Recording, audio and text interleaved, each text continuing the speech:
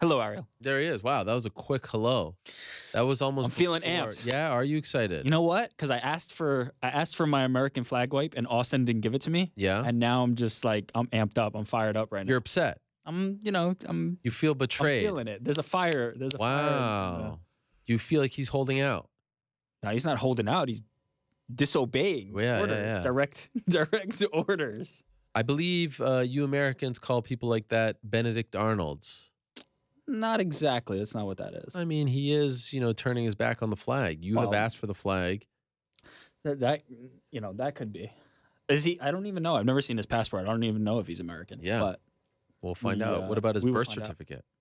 I'd like to see it. That either. Who knows?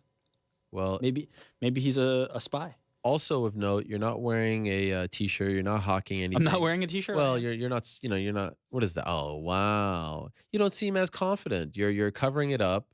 You've got the Cleveland Cavaliers T-shirt on, but yet you're not proudly. Ariel, don't do this now. We'll talk about this later. Oh, we are? Okay. We'll get into this later. They squeak by the skin of their teeth over my Indiana Pacers. The great Lance Stevenson, all up in that head of LeBron James.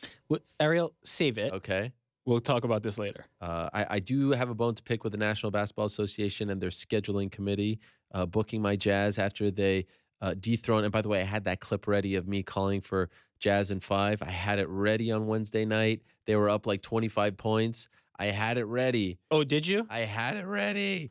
Your Adobe Premiere skills? No, I didn't. I wasn't gonna. I was just gonna put it on YouTube. I didn't really know how to cut it. Mm-hmm. But I had it queued up, and of course. See, you make this very difficult because I like the Jazz have been very kind to us. They've been great. The players have been fantastic. The team staff has been fantastic. Tremendous.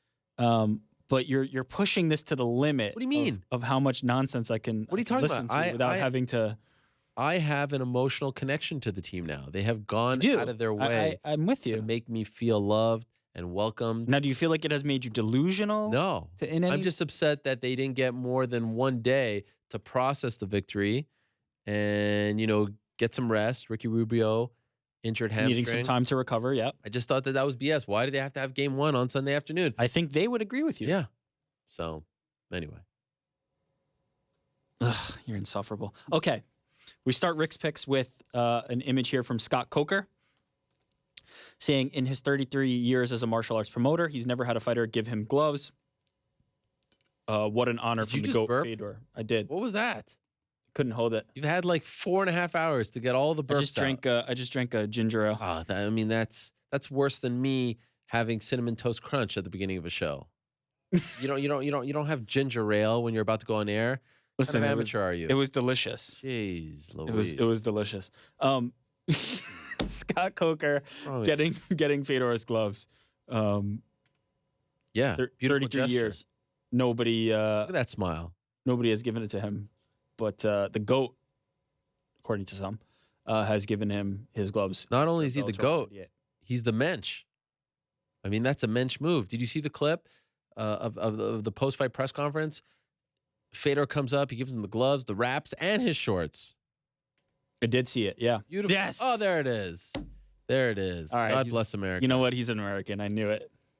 Do you have nice gesture by Fedor? Do you guys have like all the flags? Yeah, we do. We do. That's amazing. So we can have like between each pick, we have a different country. We have like Cameroon and then France. We could theoretically, but be fun for all the different people who watch. Austin shaking his head. We actually don't have any of that. I'm just bullshitting. Okay.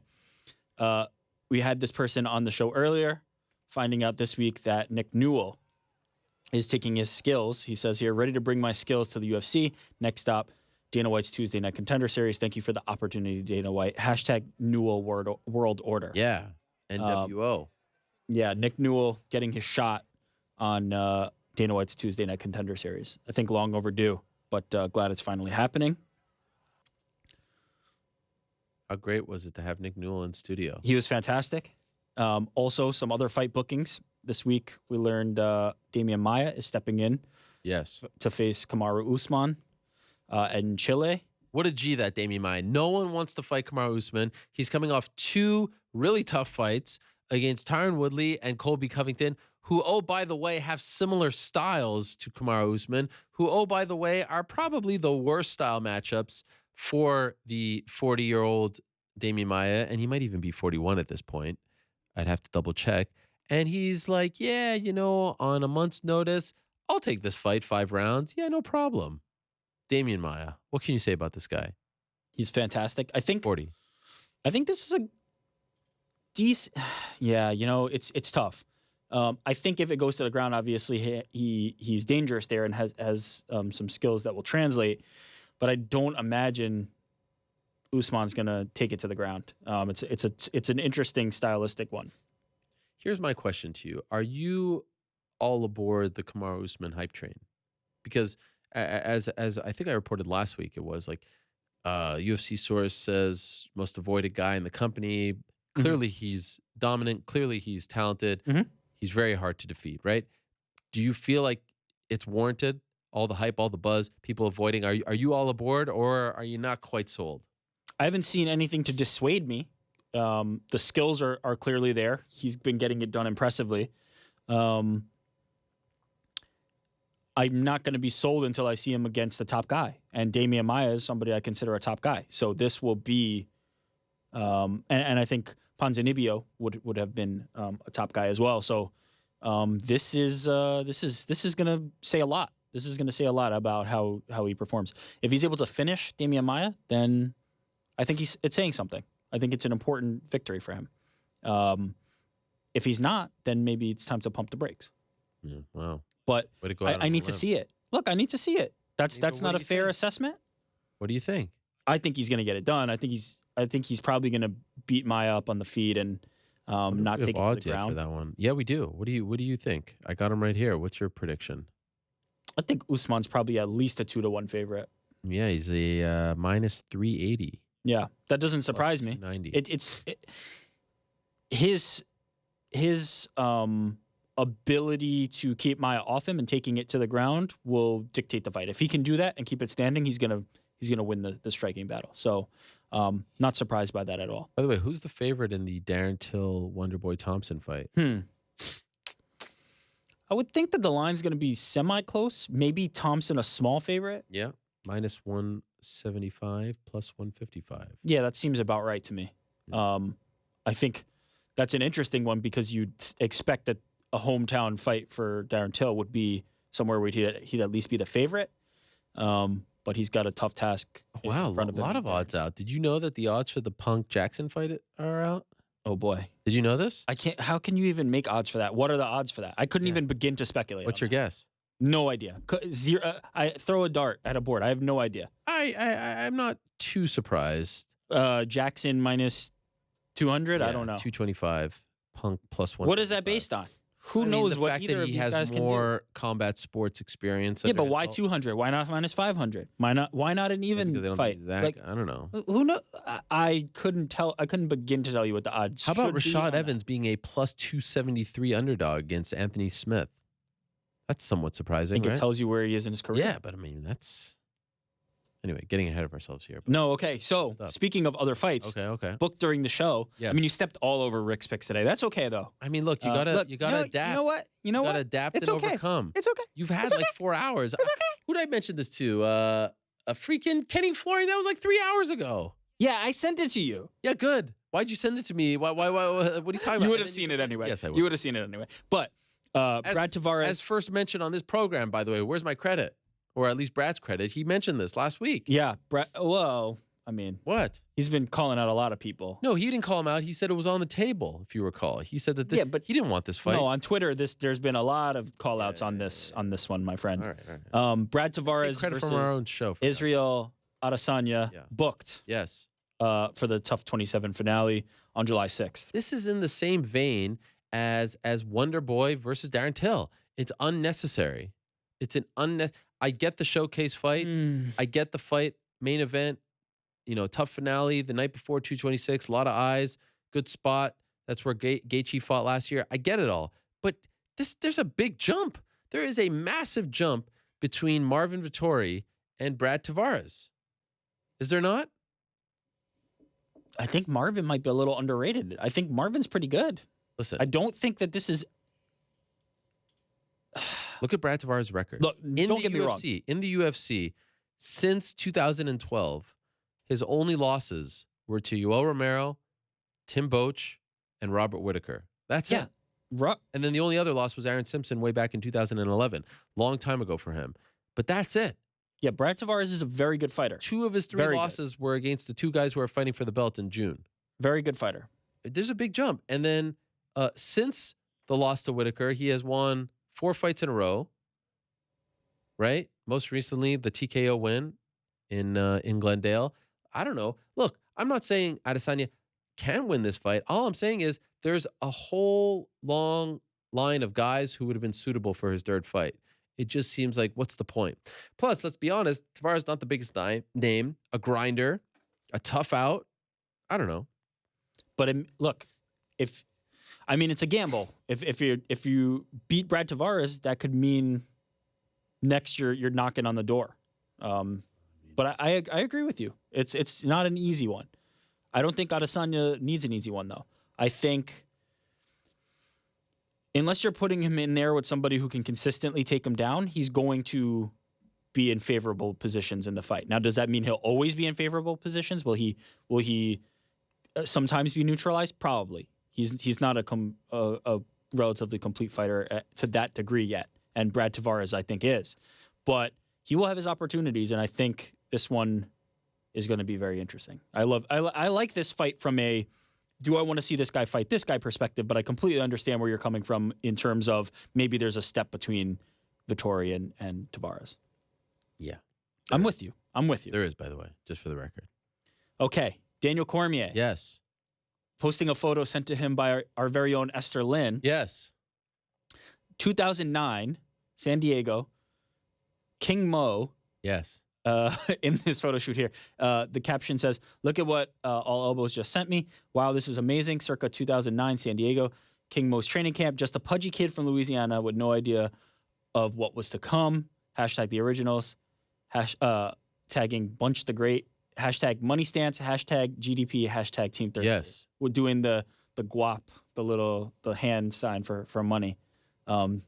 For Team Thirsty. Look at those nipple rings For King Mo, yeah. King Mo. Not Daniel. There you got Daniel wearing a T-shirt. Sean Bunch. By the way, I did ask Mr. Cormier why was he the only one in the photo wearing a T-shirt, and he admitted that it was because he was pudgy and didn't feel comfortable going shirtless. Well, he owns up to it now. Yeah. Oh, nearly a decade later, just a pudgy kid from Louisiana. By the way, people may forget, but at the time, the star on the rise was King Mo.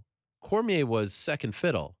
King Mo was the guy that we thought, and he's had a fine career, but he has had some setbacks. He had the very serious staph infection. Like, it was all about Mo back then. I think that's fair to say. It was all about Mo. But with the understanding that, Cormier was brand new. Yeah, but no one predicted. It's the same. When Mo came in, he was the guy to watch. He was the guy in Sengoku. He was the guy. Sure, I get it. It was the same as our infamous moment here on the MMA Hour with Chris Weidman being the accompaniment to John Vellante, but he was too new. Now it has proven bared itself out.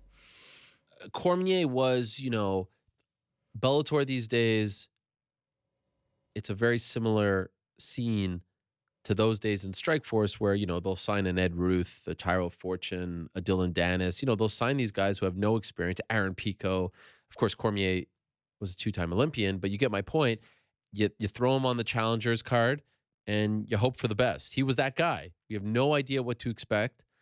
Throw him on a challengers card in Oklahoma and hope for the best. And you recall early on, he was fighting all the time from Houston to Australia to everywhere in between. And then he ends up being the best in that photo. But I don't think anyone would have predicted back then in 2009 that he would have had, A, the Hall of Fame career that he has had, and B, that he would have ended up, at least as of right now, with the better career of those 3. And by the way, we're talking about Gilroy High School's own Daniel Cormier, head coach. This next Rick's pick from MMA Fighting, our website. Yes. UFC 223 over, but not too late to have a look back through the photography of Esther Lynn. Focus a feature for MMA Fighting's video Yes. Always great. component. Always great. Check it out on the MMA Fighting YouTube page, MMAFighting.com. Look at you being a team player. So that's all I know how to do. Stop it. So this tweet from Mark Cuban Oh, this was great. saying my favorite Yes. Donald Trump interview of all time. Make sure to watch to the end. So that interview Yes. is Ariel Yes. speaking to Donald Trump. POTUS. His favorite interview with Donald Trump. And the reason, let's bring the audio up, Yeah. is going to be apparent in a second. Group, Tom and everybody at I mean, Affliction have really done an amazing job. And this is going to be an Is amazing because fight, he's going to all this address is. Is Cuban. there anything that you'd like to see done differently from the first Oh, two I events was for this nervous. upcoming third May one? of 2009. The second event in particular was one of the I mean, most look at him. exciting sporting Dropping events knowledge. I've ever seen. So I really Yeah, don't he wanna knows change more anything. than You have the greatest you would fighters, expect. and you just let Certainly. them go at it. There's nothing artificial. Affliction. There's nothing you have to change. You've been a part of boxing for a long time. Do you think that MMA Yes. has now surpassed boxing as the new combat sport of the 20th century? Well, Yes. I really do. I think it's Look at that young pretty obvious. You whippersnapper. look at boxing You're matches. talking about and Trump. Yes, There's still obviously. some good ones, but overall, MMA is the place to be. All Oh, right, final question. what You a were up quote. at the podium with Mark Cuban. Has the beef been settled between you two? Well, we're friends, and we never had a real beef. We were just having fun. Ah, He had a show, I kayfabe. had a show, and Mark's a great guy, and really a smart cookie. And the job smart he's done with cookie. the team, you know, everything he touches just seems to turn to gold, and he really is a good guy. Some people don't know that, I wonder how he but feels is. about that one Prediction now. on the main event. By the way, I snuck one Well, in. you always have to go with Fedor, but it's going to be a very tough fight. I watched Josh that same evening, and he really dominated never a great happened. fighter. He just Remember? dominated. It wasn't even that much of a match, and Josh is going to be very tough to beat. But of course, Trump you always have to go with breaking a it guy down. who's considered the best in the world by far. He knows. He knows. Wait, can I just say something? Yeah, talk about People have told me, and this is just me, relaying what people have said. People have told me that Trump has never come off better than he did in that 90-second interview, that I brought the best out in it. Trump. Now, who are these people? That he was humble, that he was insightful, that he was honest, he was approachable. It's just amazing that, some young green MMA reporter is able to bring out the best in someone like that. So I accept those accolades. A little From Mark Cuban. disappointed that Mr. Cuban did not tag me in the tweet, but nevertheless, I appreciate and this He didn't tag. No, he didn't tag. He did tag Trump. Oh, you're right. Yeah, he did tag Trump. Yeah, it takes two to tango. But and I asked the question, of course. But that interview seems to pop up every time Fyodor fights because of his connection to Affliction. Sure. And I saw it as well the night before. And it was a very cool time. I must say it was very fun at the time to interview him. But you know what's the most surreal about all this? I mean, look, that's probably the most surreal because he is the president. But this Michael Cohen character, who's all up in the news, he was like my direct link to Affliction for a very long time. I mean, if you type in Google, if you Google Ariel Helwani, Michael Cohen, there are interviews that pop up with me and Michael Cohen just, talking about the day-to-day business of Affliction. And it's just unbelievable that now, he's involved in this crazy story. I mean, Michael Cohen, I was talking to him. I remember sitting in my apartment next to my wife, newly married. I'm doing jerrypark.com. I'm recording interviews with him, not getting paid a dime for any of this. And now look at him all over the news, nightly news every night, updates Michael, on him. there's never been a better time. Come back on the show. You imagine a sit-down interview. Wow, with the one journalist he said he trusted after all these years. Michael, why'd you do it? Did you pay that money why- out of your you own know what? pocket? Why do we even aim for that? Let's just get Donald. Donald would be nice. Do it. It would be nice. Listen, the accolades have been given. Yeah. You've been showered with It praise, would be including Mr. Cuban. They're friends, apparently, according to that clip. They're great friends. Yeah. Smart cookie. Yeah. Smart cookie. As he called him. It's a great. Maybe we can get to Mark, and Mark can get to Donald, and we can make this happen. Donald Trump in studio on the MMA Hour. Yeah, it was a great time. You see Jerry Millen in back of him over there. I saw Jerry in the cage after Fyodor won, and what a look of relief on his face on Saturday after winning that fight. It was just there's nothing like, even till this day, a Fyodor fight. The energy is just amazing. It would be nice if Mr. Trump, what is he, 45 or 46? He's 45, right? It'd be nice if he actually, came out and supported his guy. Maybe if they do the next round, could you imagine Chael Sonnen, Fyodor Emelianenko, Madison Square Garden in around October, November, and the Donald is there. No one really calls him the Donald anymore. But anyway, Mr. Trump, President Trump, sitting in the front row. Could you imagine that? Now, what would Chael think about all of that? Because he's a pretty proud Republican, right? I mean, Chael will be ecstatic. What else? What else would he have to feel? Oh my! We're going to talk about that fight in a bit, right? He would know that Donald is there for him. Mr. Trump is there for him. For Chael. For Chael. Yeah. I mean, well, Chael, by the way, a former contestant on his show. There's so many ways this can happen. Correct me if I'm wrong, though. I do believe that was the Arnold Schwarzenegger era of the show. Oh, maybe you're right. Maybe look, he's still a producer or whatever he was. Yeah, but there were some hard feelings. I think the tweets, the ratings. Anyway, good trip down memory lane. Chael brought the ratings. He cheated episode 1 and got eliminated. But it was great. Didn't he like cut the phone or something? Yeah, he cut the phone cord. Look. Oh my. Prolific. Yes. Is how we'll describe that. Okay. Back to Rick's picks. Yes. Rashad Evans. Yes. And Rampage Jackson. How about this? Old buddies. Doing a movie. With mustaches. Rashad saying that there's about to be some smoke in the city. Yeah. Tagging Rampage. #brothers. I believe the film is called Boss Level. Okay. And Rashad and Rampage getting together. Carrying rocket launchers. Incredible. They look good.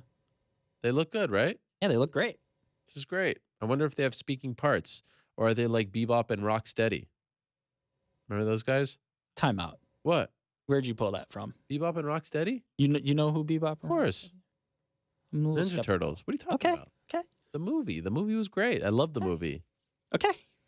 What was that? Go Ninja, go Ninja, go. The Vanilla Ice rap. That's all right. So maybe I was all about that. Kidding me?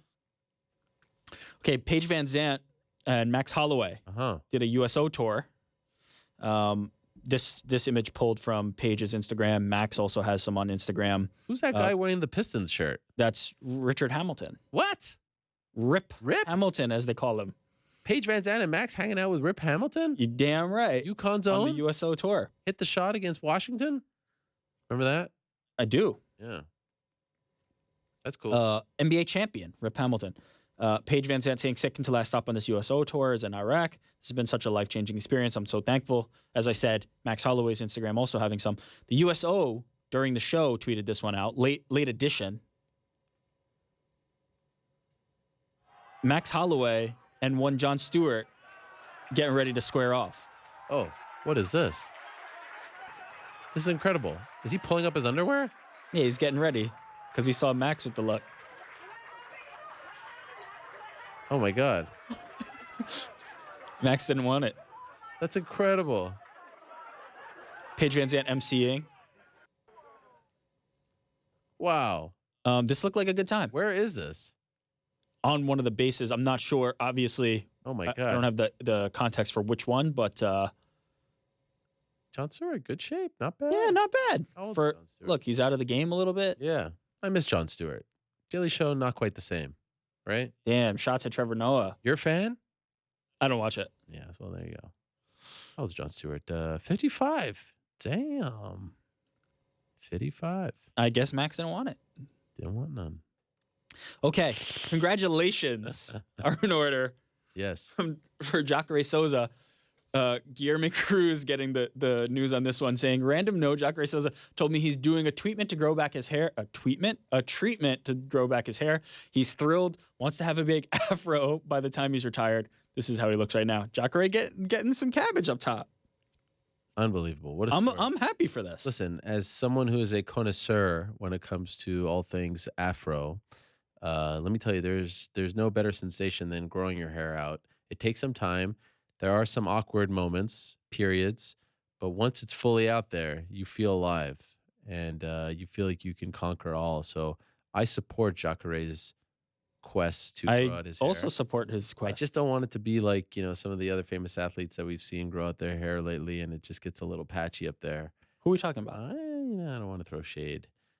Who's growing out their hair and getting patchy? There's some famous athletes or former UFC PR people I see growing out their hair. I don't listen. You got to know what you got, what you don't got, and just ride with that. But no, this is great. Well, it sounds like you're not supporting Jacare's. Well, I don't know what he's got vision here. So you know what? He's got to recognize. No matter what it is, I support this. Get that afro done.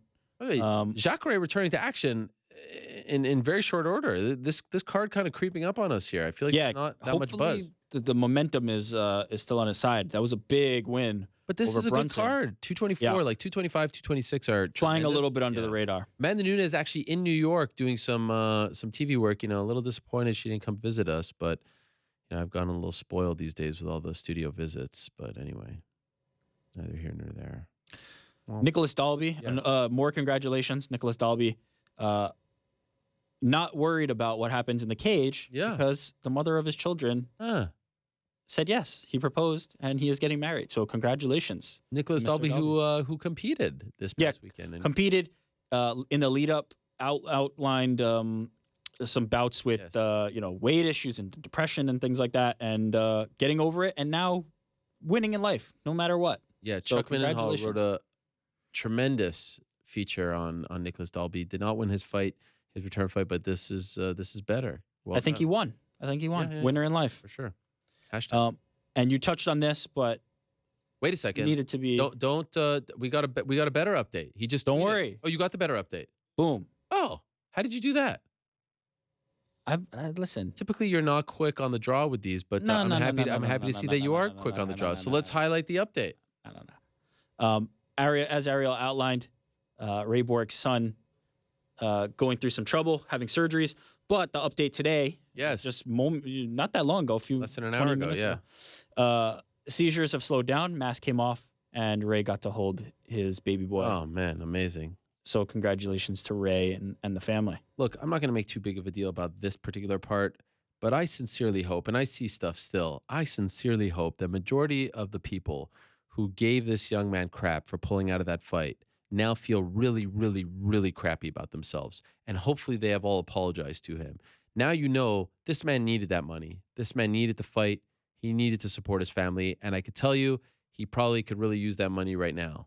And so I hope you recognize this guy is not, he came on this show and other people who were involved in that. You know, I've asked Michael Kiss to come on. He's like, no, I respect the fact that there's a legal process.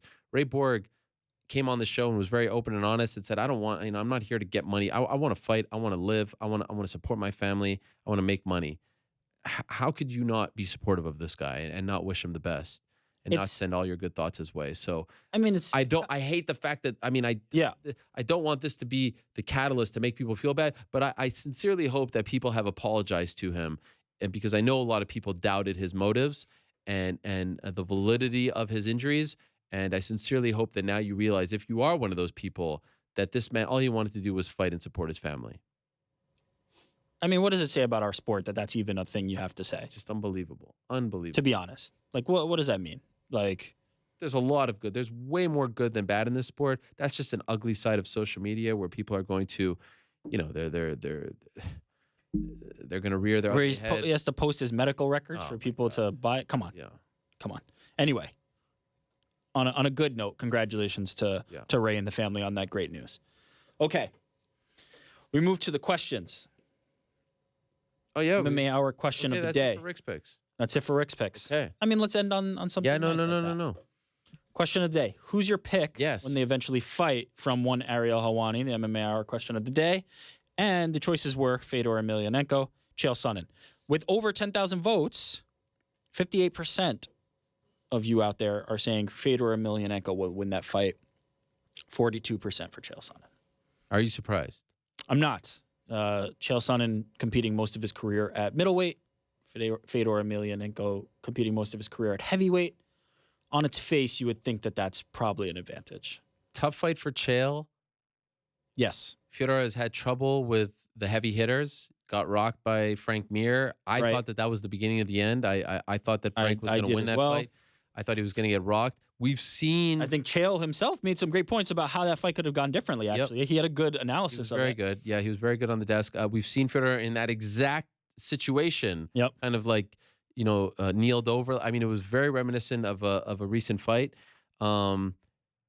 And as you mentioned, the size difference will be hard for Chael as far as, utilizing his wrestling and enforcing his game plan. But I have to say, man, I am all in. I hope you tell us how you feel. I am all in. And I know you're not. And just be honest about it. That's okay. I was not all in with the tournament. The tournament has dragged. The fact that we're not even, through the first round and it's about to be May 1st. It's gonna wrap up on May 12th with the last what would it be, quarterfinal fight. But this fight gets my juices flowing. Tell me. This fight excites me. Okay, so tell me what is it about the fight? A, is it good MMA? Okay, are these two good fighters that you want to see fight? Well, I'll say B, this. Yes. Is Chael Sonnen cutting promos at Fedor, who's not going to be able to even understand what he's saying and listen to him? Hogwash, he understands it all. He understands it all. He does. You can see his face. He understands. This is a great mechanism on his part to ignore it, ignore the noise. Don't pay attention. Come on. Every Fedor fight goes the same way as far as the buildup. I respect him. He's a legend. He's the GOAT. What an honor. At the end, Frank Mir kind of diverted from that just path. Said, he didn't really, do his part as far as promotion. But that's about it. And said Chael is not playing that game for a second. And to his credit, planted the seed at MSG last year, like 14 months ago, as he was preparing to fight Vanderlei, sitting next to him, been talking crap about him. To his credit, slowly but surely looked 2 fights ahead.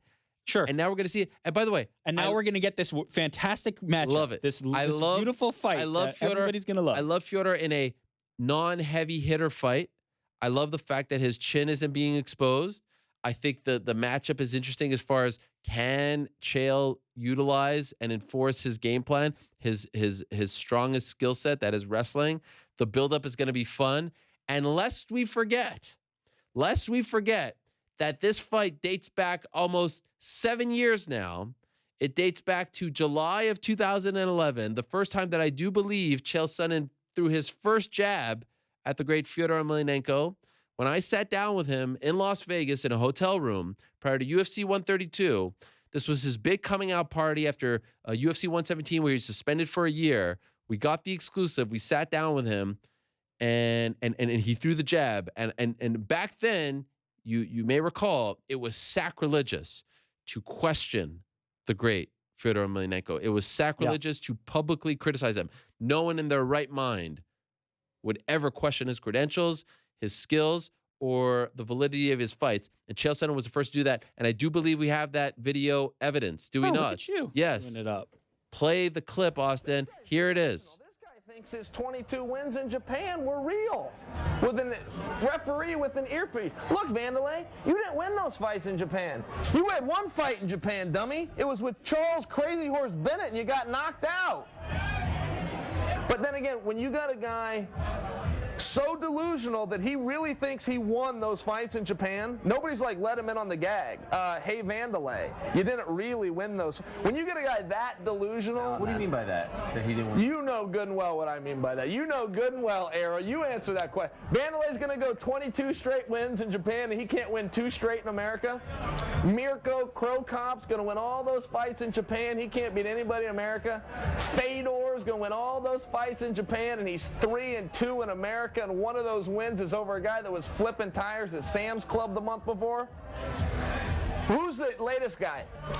Yamamoto. Kid Yamamoto. 10 years they told us this is the greatest featherweight to ever live. He can't win a round in the UFC, let alone a fight. The only fighter to ever, from Japan, the only Japanese fighter to ever cut it in the U.S. is Yushin Okami, and he's the only fighter to never go through the Japanese circuit. The Japanese circuit is fake. It's always been fake. None of those guys won those fights.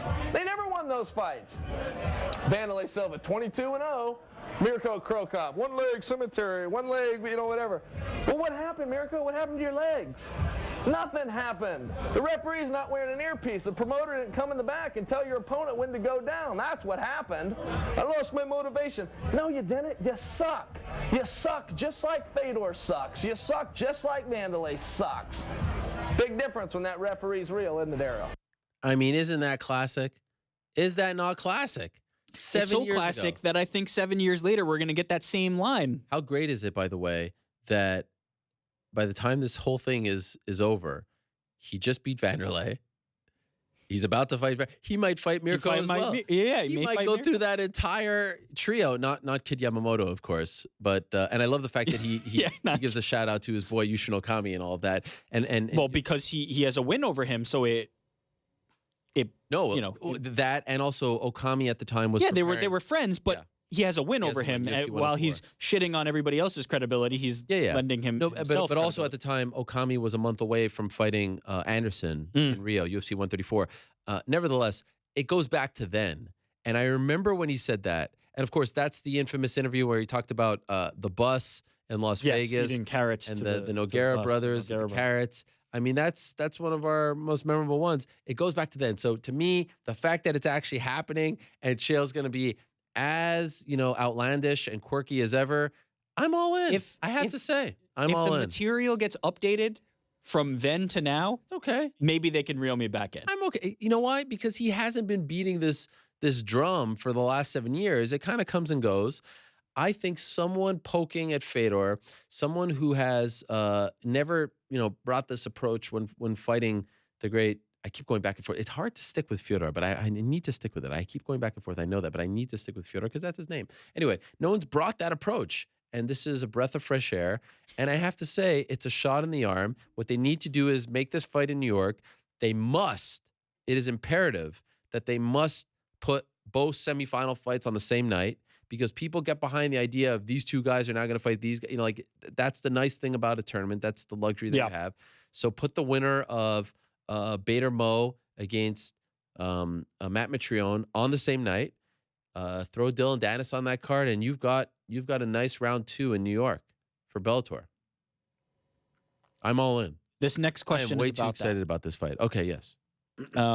And you touched on this a little bit. Has the Bellator heavyweight tournament been a win so far from a fan excitement or expectation standpoint? You're saying it has gone a little bit too slow, but there's a potential to pick up that steam. I think the jury is out. I think it couldn't have gone better thus far. I think Mitrione winning is big. I think Chael and Fyodor winning, big. I think Bader winning is probably the biggest result. I think Bader versus Mitrione is a pretty fascinating matchup.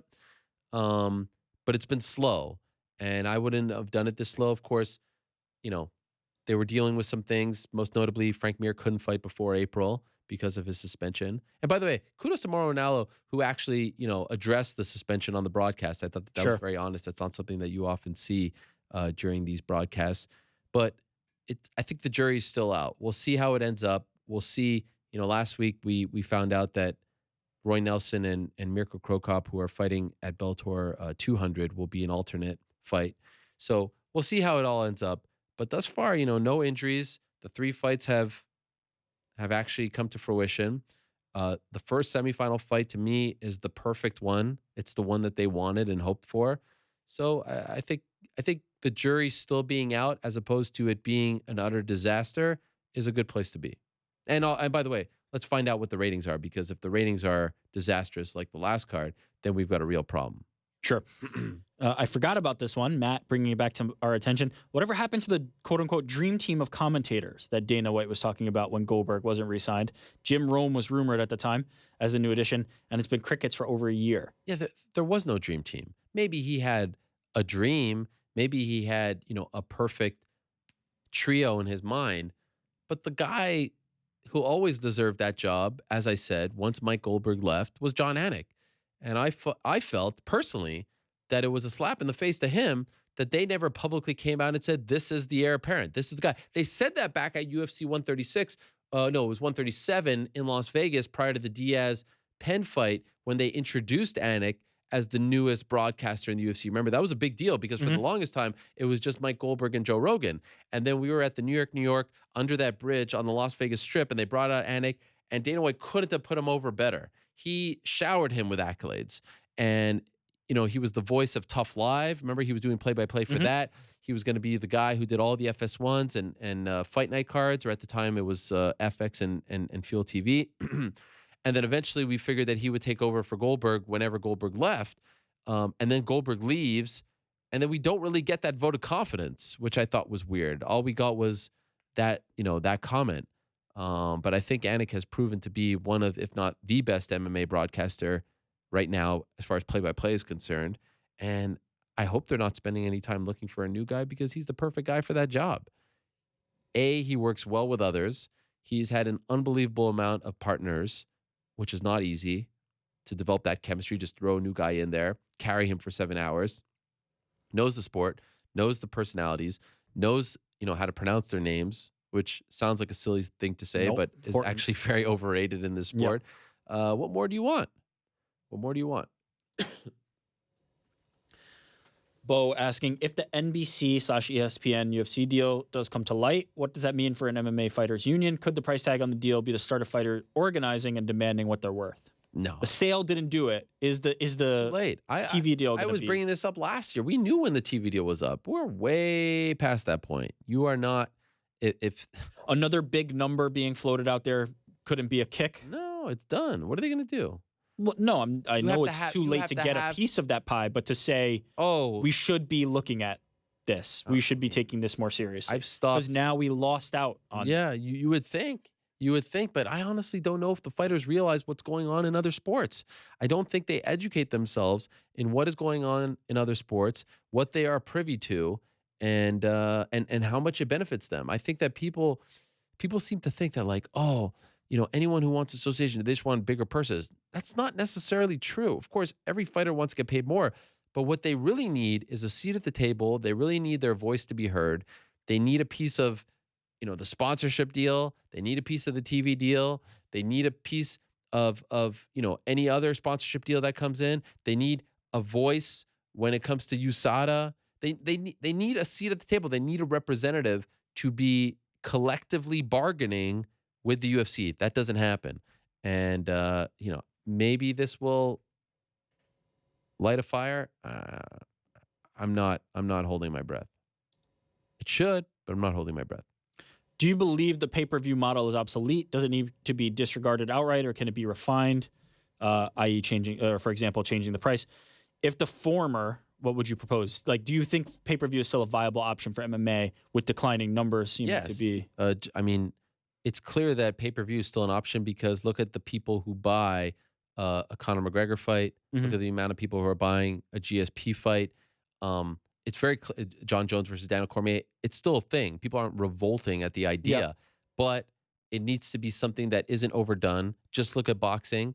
The majority of the big boxing fights are either on Showtime or HBO these days, and there's a few other. ESPN has started to get into it with Top Rank. There's the PBC that shows up on Fox sometimes, but for the majority right now, it's Showtime then HBO, and the majority of those aren't on pay-per-view. I think that report, we'll see if it's true or not. I do think the NBC part of that report is not true, but the 6 pay-per-view number, I've been saying for a long time, they need to reduce the number. Look at the way 225 has been received. Look at the way 226 has been received. I don't think those are going to do incredibly well on pay-per-view, but not that long ago, UFC pay-per-views were stacked. And not that long ago, people expected 5 great fights on pay-per-view. None of this, let's save the big fight for the prelim and then save another one for the fight. No. If you're putting on pay-per-view, if you're charging people $65, you got to put on the best product possible. And if you have 6 of them, you're putting on much better, deeper cards. And I think that's very important. So I don't think it's obsolete. I do think less is more these days. Our next question. If you could ask one question to Dana White right at this moment that he has to answer honestly, what would you ask him? What is the one question that needs to be answered? So that's, I'll tell you what the first thing that came to mind was. I'll tell you what the first thing that came to mind was, but it's probably not the question that is most appropriate to ask him. Okay, fair enough. Because this individual who's asking this question is probably asking me in the setting of an interview, right? But Yeah. the first thing that came to mind was, why do you hold a grudge against me? What is your issue with me? What did I do wrong? How did I disappoint you? How did I upset you? Sure. Why did you react the way you did that night? And why are you still holding on to this? You won the race. You won the war. You're a very rich man. Why did you do what you did, prior to Mayweather McGregor World Tour? Why do you still refuse to speak to me? Why do you not invite me to scrums? Things of that nature. Now let me That's on a counter- personal level. Let me counter Yeah. with saying that if that was the case with you and somebody else you were interviewing, would that not be the first question you would ask anyway? I think you would. I think regardless. No, because that's making me a part of the story. I think that that's something I want would like to know the answer Sure. to, but I'm not doing my job if I'm asking something that is, pretty selfish. That's not I what the think there's room world for wants to both, know. but fair enough. The question that I would love to know the answer to, and Yep. it's a deeper question than just a yes or no, so I have to be careful with the way I phrase it, but let's be honest. Do you still feel the same fire that you did 4 years ago, 3 years ago, 2 years ago before the company was sold? How do you get up in the morning? The famous line, it's a lot easier to wake up, to pound the pavement when you're sleeping on the ground as opposed to waking up when you're sleeping, on satin sheets. How do you find the motivation? What motivates you? And don't give me the we're going to revolutionize this. Like, what is getting you up in the morning? How are you doing this without your partners? It's been clear at times that you haven't been motivated, that you haven't had the fire. Again, you be the judge, because you hear me speak more than anyone. I don't think that even after the time that he took away employment, job with Showtime, all that stuff, I don't think I've ever hit Dana White below the belt. I don't think I've ever been unprofessional. I don't think I've ever insulted him. I don't think I've ever got overly emotional when it comes to him. But just from my vantage point, it feels like he has lost a bit of that fire at times. It kind of comes and goes. Of course, it came during the Mayweather-McGregor tour. It felt like he had it for the 223 press conference with Max Holloway and Khabib that day in Brooklyn. But at times, it feels like it's not quite there. And so I would be curious if he agrees, which, by the way, is a very normal feeling. It's a very normal thing to experience after you usually when you sell a company, you don't stick around for this long. Mm-hmm. You move on with your life because you want to move on with your life. And he said it many times, if he ever sold the company or if they ever sold the company, that he would move on with his friends, the Fertitta brothers. And so I would be curious about that. But I don't think people always try to get me to talk negatively about him. I feel like I've said it many times. Without him, I wouldn't be sitting here. I wouldn't be, where I'm at in my career. He's given me a lot of opportunities. And yeah, it does bum me out at times that we can't, you don't have to love me. You don't have to, be my best bud. You don't have to be accessible to me all the time. But it's just, I kind of pride myself on trying to have the best relationships as possible with everyone in the sport. Feels like, 2 years later, like what? I don't even know what the beef is. I don't even know what the issue is. They got rid of me at Fox. I lost my job for breaking news and for, I didn't do anything that no one told me not to do. I didn't break a rule. Joe Rogan can throw out the narrative that I was told in confidence about Brock. That's bullshit. I see. I mentioned the TMZ thing, and that's the funniest thing about all of this. TMZ, the UFC loves TMZ. They keep going back to TMZ. They give them everything. When I was doing that show, episode 333, after 199, they put out that I would not be back at a UFC event unless I bought a ticket. They love carrying their water. And Dana White does an interview with them, on the street. And they ask him about Conor McGregor. And what did the headline say? They asked him about if they would punish Conor, right? And what was the headline? The headline was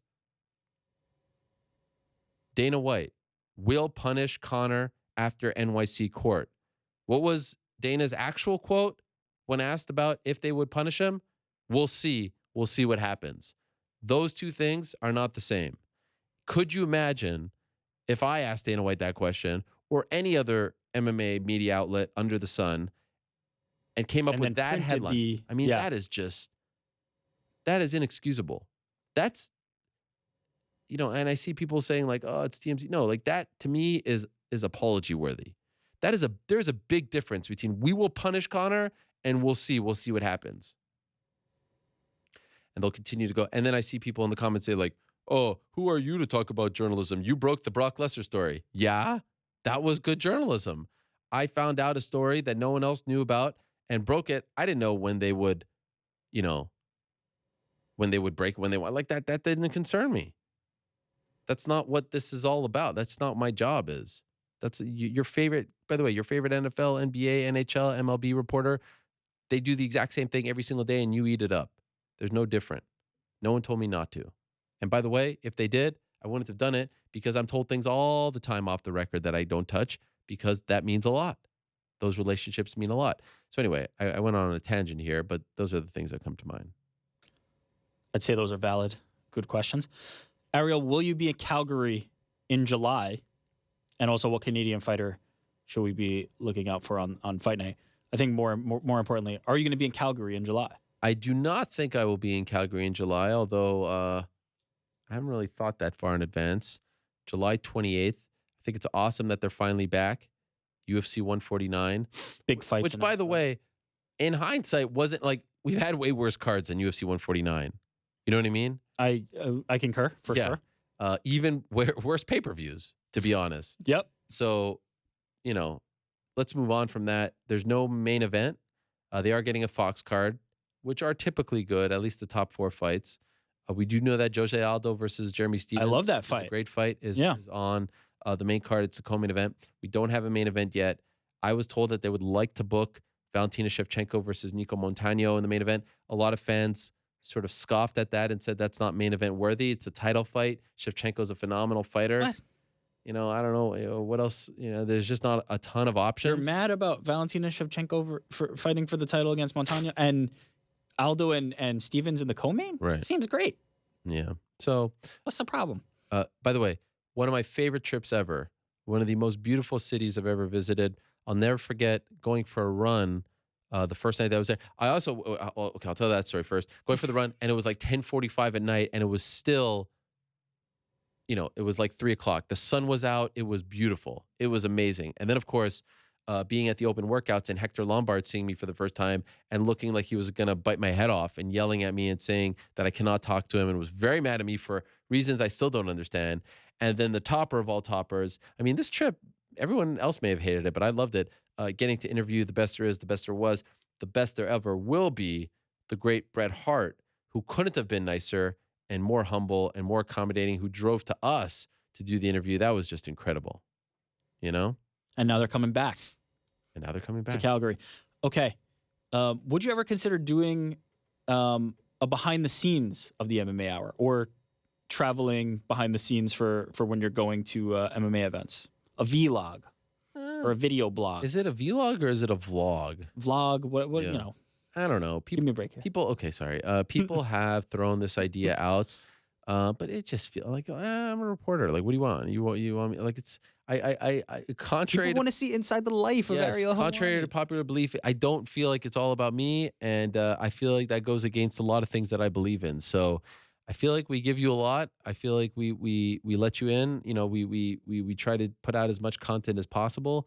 But yeah, I don't know. I just don't. Like what we one time we dabbled with that for UFC 144. Esther and Casey did a great job with a behind the scenes thing. Our first trip to Japan. I thought that was great. It was great, but how many times? I don't know. Maybe it comes back out on a special. Maybe it comes back out. Okay. How about this? If I do it, could I charge everyone for it? Put it on Patreon. Yeah. Can you do video Patreon or just audio? No, you can do everything. Oh, okay. Patreon's not, by the way, Patreon's not like a podcast platform. You can sell all kinds of stuff on Patreon. Oh, I didn't know. What are your top 3 dream fights? Jeez. That are possible? Anything. You name it. Oh, my. Okay, well, I'll just go with what are the 3 fights that I want to see right now? Sure. Okay? That I dream will happen. Okay? That works. Khabib versus Conor. Love it. In.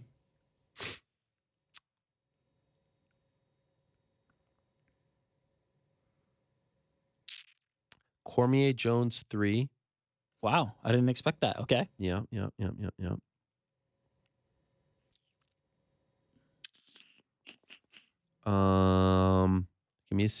Give me a sec. Ben Askren versus Rory McDonald. I mean, I only got 3. You got one more wish. Make it count. And you can't ask for more fights. I can't ask for more fights. Huh? Interesting. Give me a sec. GSP versus somebody. Bisping versus somebody.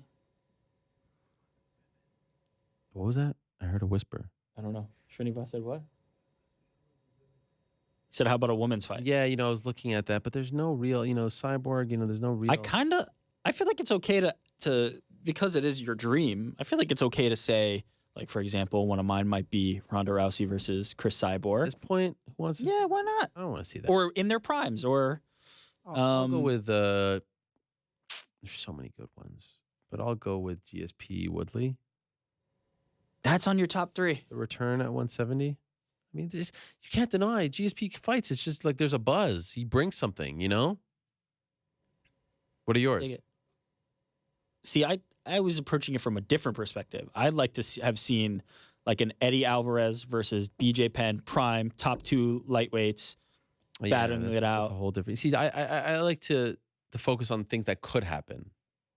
It could have happened. It could I have would have happened. liked to see it in my dreams. It's a different question. Yeah, it's a different when question. I put my head down and my eyes closed and I'm unconscious. And Fedor against Randy Couture. exactly that type of. Yeah. But I'm definitely Jones Cormier 3. I didn't think you would put that on your list, but I love that fight. I want that, and I want Jones Gustafsson too. Jones Gustafsson would be phenomenal. Give me that. Give me that. I was tempted to say Brock versus Stipe, but it's like, Not that interested in that. I really don't think Brock would have much for Stipe. Give me Brock versus Mark Hunt too. No, what? The Super Are you Samoans out of your damn revenge. mind? The Super Samoans revenge. Give me that. Give me Okay. that. As I talked about earlier, we're going to get to this. So Mike Bond from MMA Junkie said, how many games will it take for the Raptors to beat the Cavs? I mean, that's a question with no answer because that's not a real question.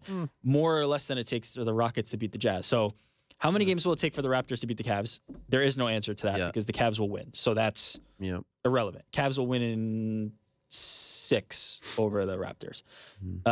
More or less than it takes the Rockets to beat the Jazz. Again, like more, I guess, on its face because it's not possible for the Raptors to beat the Cavs. But certainly possible. The Rockets beating the Jazz is a foregone conclusion. So good in the first round. Well, there's one slight. I have to bring up one slight typo in that question.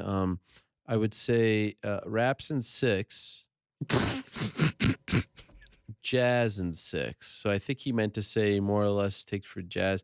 Rockets. Look, so he had this question completely wrong. Just not wrong. even. Well, see, the thing is, you'll recall 2 weeks ago after Game 1 of the Jazz Thunder series starting that I said quite confidently and boldly that the Jazz would win in 5. Everyone scoffed. Everyone laughed. Russell Westbrook was sending me DMs. I mean, he was all up in that. And, they were a quarter away. They were up by 25. They should have closed that out. It ended up being 6. Okay, fine. They wanted to do it on their home court. Ricky Rubio's injured now, so certainly the deck is stacked against them. But I feel like they'll win in 6. And look, I know you're biased, and I appreciate you being biased. You're a longtime fan. You've been supporting them since the Larry Nance Sr. days. You've been there through the ups and downs of Mark Price and you got Elo. me there. You got me there. Of course, the great Brad funny. Doherty. You've been there since day one. You remember the Richfield Coliseum. Now, you remember I'll say shot over the Price Elo. era kind of did extend a little, slightly. But Terrell go Brandon, ahead. of course. Go ahead. I mean, I can whoop your butt so bad in Cavs trivia. You wouldn't know what's coming and where it's coming from. But I'd love to do that. Anytime, any place. Yeah. Anyway, continue. That being said, did you lose the thread here? Where are we at? You have to admit that the Cavs look vulnerable, and you also have to admit that if the Raptors ever had a chance with home court Disagree advantage, with both of those. that is crazy. You don't think that they have their best chance right now? I don't, because I think Kyle Lowry is a worse player than he was when they were facing the Cavs previously. I don't think that they are as good, or Kyle Lowry is as good, which matters more than being 12 deep. 12 deep doesn't matter in the playoffs. So yeah, but I tell you what does Kyle matter. Lowry and DeMar DeRozan were better as a tandem a few years ago. No, I think that was a better chance. When the Cavs were better, the Raptors were actually better. No, now that's the Raptors, crazy. That is crazy. The Raptors are not as good. They had Bismack Biyombo as their third option 2 years ago. You know Remember what? That? And they went That's to 6 fine, games because Lowry was better. No, he wasn't. He was. He was not better. He's a smarter player now. He's fine. He's a smarter veteran. player. He knows how to play with his teammates. Okay. He doesn't do as much ISO. DeRozan's better. I mean, how could you not say he's better? DeRozan improved a little bit. So there you the go. drop off for Lowry is more significant than the improvement for DeRozan.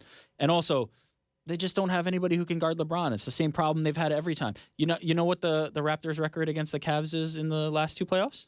Different team. 8-2. I got 3 words for you.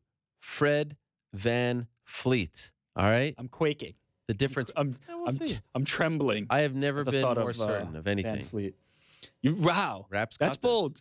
Raps You got know, this, because you baby. also said the same thing last year, and then you also picked the Jazz last year. And there I were did. a lot of way, faulty predictions. I did pick the Jazz, and they beat the Clippers. No one picked that either. Yeah, but then you picked them to win the next round. Nah, you know, sometimes you get a little drunk. You're supporting your team, but this one is legit.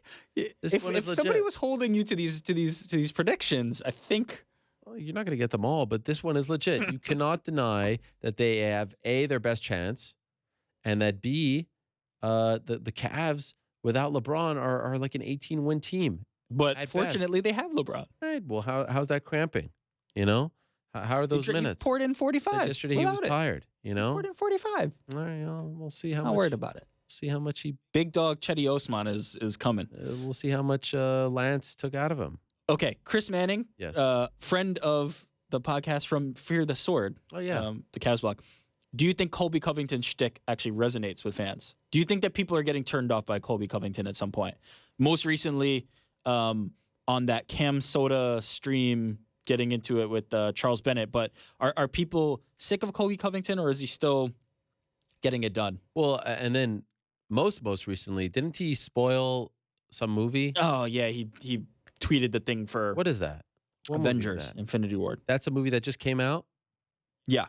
Yeah, I tried to even look at the tweet and I didn't understand anything that was written in the tweet. Like, I it was didn't just, look like, at the random tweet because words. that's a movie I saw wanna and, see. and I saw it. Oh. and relevant to my interest. But is it true? I didn't look at his tweet. You I don't- saw the movie. Yeah, I saw the You movie. didn't want to see if he maybe he's putting out. I don't know if anyone's No, confirmed he's it. definitely not doing It's that. the truth. What he's doing? Like he did with what was the other one? Star Wars. Star Wars. Yeah, no, of course not. I didn't see that either. Are people? Anyway, Is he listen. turning the tide There is here? no way. Resonate might not be the word that I use, but there is no way in hell People are not paying attention to him. that you can say that this is not working. The man is in a title fight. The man is getting an interim title fight that he has no business getting. There should not be an interim title fight happening on June 9th, especially with Tyron Woodley on the verge of coming back, like literally a month away. He has no business, and they want to be in his business. They want to be in the Colby Covington business. Why? Because he gets under people's skin. Why? Because people are talking about him. When he was, just another vanilla wrestler, no one was talking about him. No one wanted to see him fight. He couldn't get out of the FS1 prelims. And now he's fighting on one of the bigger cards of the year thus far for an interim title fight in a division where the champion is on the verge of coming back. People want to see him get his ass kicked. People want to see him lose. They want to see him lose badly. So yes, it is working. Now, People are still paying attention. is resonating the word? I don't know. But like I see people debating, is he an a-hole or is he a brilliant? Is he? I guarantee you all feel very, very passionately about him, whether bad or good, whether he's a scumbag or anything, and you want to see him get his ass kicked. Put aside, is this right? Is this wrong? Is this offensive? Is this too? Whatever it is, just put all that in one big pot. It's working. Whatever he is setting out to do is working because of what he is getting as a result of it all. And that is a title fight and the most amount of money that he has ever made in his career. Is the juice worth the squeeze? Will he have to face a lot afterwards if he loses? Will he be branded as a racist, as a this, as a that? He has to deal with all of that. But right now, on April 30th, a little over a month away from this fight, it's working. He's getting what he wants. Yeah, he's about to fight for the belt, and that's what he wanted. And he wanted it at any cost possible. He clearly wanted it at any cost possible. Well, guess what? The UFC said, we're okay with this. We're okay with what you're doing. And oh, by the way, we're going to reward you. We're going to give you an interim title fight. We're going to let you fight on one of our bigger cards in front of what will probably be a sold-out arena in Chicago. We're going to let you fight on pay-per-view. We're going to give you an opportunity to fight for the belt and then fight Tyron Woodley. Awesome. Keep it up. Do your thing. So all of you can argue all you want. I guarantee you everyone that's arguing about Colby Covington is going to watch hoping that RDA is going to whoop him. It might happen, but it's working. There's no doubt about it's working. And Raps in 6. Second question. What? No, You said stop. he asked. Why'd you skip Yeah, that I know part? well, because we already addressed All it, right, well, I but just wanted to. he asked, but he knows the I answer. just wanted to reiterate. Cavs in 6. How do you feel about Buffalo passing on Chosen Rosen Oh my! and drafting Allen? Austin, Be careful though, because yeah. Austin's back. Well, Austin, you're right over there. We could do a whole podcast on this. I was devastated. In fact, Mark Henry. Yeah. Well, Mark Henry. Mark Henry, longtime coach of Frank Yeager, one of the best in the game, the biggest Buffalo Bills fan that I've ever met. We were texting like two little schoolgirls leading up to that fight. Like we were not the fight, the draft. We were so excited for the draft because the Bills have been planning for this for over a year, and they finally put themselves in the position after getting rid of Tyrod Taylor. They're in a good spot. They've got a good GM. They got a good coach. We're going to get a quarterback. They never draft quarterbacks high, and when they do, relatively high, it doesn't work out, right? So, okay, here we go. I wanted Rosen, the chosen one, a fellow tribe member, marches to the beat of his own drum, has a fantastic nose, just like myself. I think it's a fantastic nose. It's a sign of wisdom. Had a great college career. I don't care about the weather. I don't care that he's a West Coast guy. I wanted the best guy. Of course, they trade down to get, the controversial, as it turned out on draft day because of some old stupid tweets, the somewhat inaccurate, the unproven commodity. And now we'll see. I'm going to defer to Brandon Beane and the general manager and the rest of his staff of the Buffalo Bills. I'd like to think that they've poured more time and effort into this than I have. But if you're asking me, who am I drafting? I'm drafting the proven commodity. I'm drafting the chosen one, Josh Rosen. That's who I wanted. The rest of the draft was great, but I fear that this might set us back even more. I saw that Vegas has them as a 6.5. Their line 6.5 as far as victories. That's disappointing after a playoff trip this year, but I don't think that many people had them winning, more than 9 games or whatever it was, the line, going into the last season. So, it's being a Bills fan, you kind of accept these things and Austin's nodding along. Yeah, we're all kind of, in this together, and we've been through enough. And so I hate to say it. I really hate to say it because it's become cliche and everyone's overusing it, but I will trust the process, and I will I will hope that they'll figure this out. Drafting the wrong guy is not quite what I would consider the process. I was considering getting the jersey. I haven't bought a jersey in 2 decades. I was considering getting the Rosen jersey. I mean, have you seen that nose? Whatever team he goes to, just buy that one. You're a fan of all of them. Well, So he went to Arizona.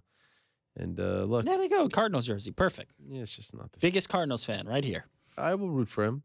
He said, I don't understand this idea that I can't root for other people. I mean, it's just like you can root for all the other teams people. and people you want. Just it's very go for clear it. where my allegiances lie. I mean, I have the It photographic. is. Wait, time out. It is. Yeah, but I'm allowed. Like once my team is out, can I not have something to root for? Can I not have a team that I want to cheer for? I don't understand. No, that's fair enough because your team is always out, so Yeah. you have to have something. Have mercy on my soul. Don't worry, One buddy. of the questions, and I didn't want to rub it in, was about where's Porzingis going after his rookie deals. Don't worry, buddy.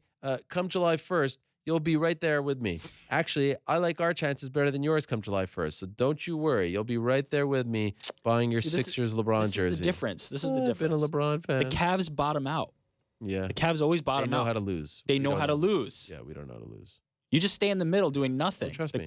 Just like Cavs the Bills. bottom out. Just like the Bills. We never bottom out. We never get the first pick. We always get the 7th or 8th pick. Cavs do it right. That's the worst. thing. You got to do it right. You're right. You're right. You win or you lose. Or you learn. you learn. Okay. That's it. TM, John Kavanaugh. That was our last question. Okay. Way to get me all riled up on the way out. Thank you very much, New York Rick. What a great day it has been. Little Bills talk, little NBA talk. Yeah, there it is. Woo! Yeah, for all my friends up north. And God bless the great city of Toronto, who had, was that last week now? I think it was last week. A horrific Monday. Was that last week or was that 2 Mondays ago now? I think it was last week. It's been a tough month for my home country, but here we come. May, turn the corner. Can't keep Canadians down. All right. Thank you very much to all our guests. Thank you very much to everyone who has tuned in today. You give my music. It is time to go home. Again, what a night, Bellator 198. I thought it was a home run. Everyone who needed to win won, and not only did they win, they did it impressively. What more could you ask for? as far as this weekend is concerned, no UFC, no Bellator, but a lot of action. LFA on Friday, CES on Friday. I told you about John Gotti III competing on that card. Invicta on Friday, Sarah Kaufman fighting for a belt. And oh, by the way, on Sunday, it's Ryzen. Ian McCall returning against Kyoji Horiguchi. Are you kidding me? That's big time stuff.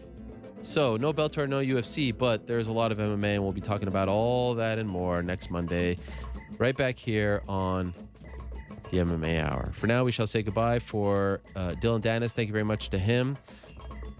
Congrats on the win. Keep rubbing people the wrong way. Keep doing your thing. Keep wearing those glasses and those shirts. It's just an amazing thing that he's doing. 1-0. It's great. That's what the fight game is all about. Congrats to Dylan Dennis. Thank you very much to Frankie Edgar. Congrats to him as well. Good luck to Derek Lewis. Appreciate him stopping by as always. Check out the return of BattleBots on May 11th on Discovery. Thank you very much to Kenny Florian. Congrats to Nick Newell on The First Step. Thank you very much to John Gotti III. Good luck to him. Welcome back, Chad Mendes. Thank you very much to Jake Shields, and all the best to Greg LaRosa. Wishing him a speedy recovery as well. Back next week, same time, place. Till there. Peace. I'm out of here.